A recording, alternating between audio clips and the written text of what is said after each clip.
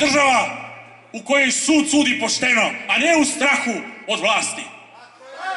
Ovo će biti država u kojoj neće biti potrebe da se naši potomci na ovaj način bore za prava koja su dana i izborena još u prošlom i pretprošlom veku.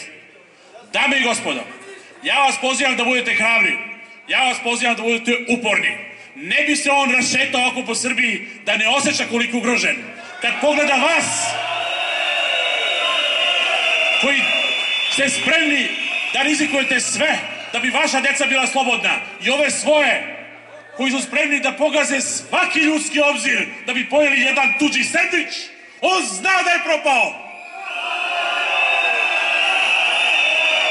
Pozivam vas da ne odustanete. Mi ćemo to drvo tiranije lomiti dok ga ne slomimo.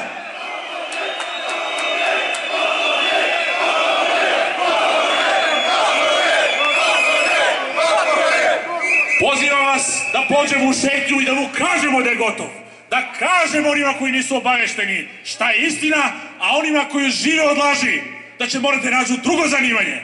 Pozivam vas da dođete iz sledećeg petka u isto vreme i da budete ovdje dok god ne pobedimo, dok god budućnost ne pobedi, dok god naša deca ne pobede. Živjelo slobodno Vranje, živjela Srbija!